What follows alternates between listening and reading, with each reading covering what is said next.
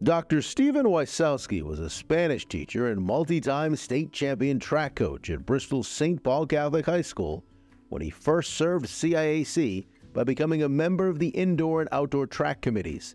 Steve would later be named District Teacher of the Year while working at Canton High School. He'd go on to serve as principal at both Coggins Regional High School in Durham and Bristol Eastern High School, during which time he was honored with a 2011 CAS citation. Through the years, Wysowski served on 13 CIAC boards and committees, including as chairperson for the indoor and outdoor track committees. Later in his career, he would join the CIAC staff as Associate Executive Director. A highlight of his tenure was overseeing creation of the CAS-CIAC Hall of Honor. Whether it was with his students or his colleagues or administrators, he always had this uncanny ability to relate, make you feel comfortable.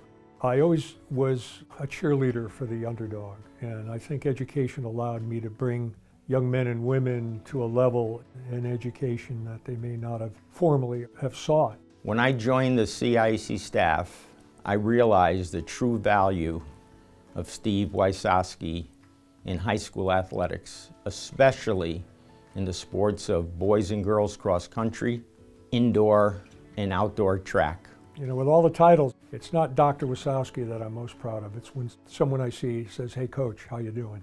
It's stuck with me, and it's a term that I revere and I value highly. Steve's numerous and extraordinary contributions to those sports will certainly be a significant part of his legacy and the reason why he's held in such high esteem by the coaches and all of the people in the track and cross-country communities. The thing I'm most proud of is the fact that we were able to start an officials organization for track and field. I was at the New England Championships and someone said, you know, Connecticut doesn't have a group of certified track officials. And from that moment on, I took it upon myself to train people, get people involved in being certified track officials. He was always looking for the bigger and better. Whatever he threw himself into, he wanted to look at it, he wanted to evaluate it, and he wanted to make it better. And I could see that in just the way he approaches his hobbies with his trains. As a 3-year-old getting my first train set, it just stuck with me my entire life. When I retired from here, I said, you know, I just can't do nothing. I went up to Essex, they hired me, trained me, and I became a conductor engineer on that railroad. And when we moved to Pennsylvania, I continued that tradition.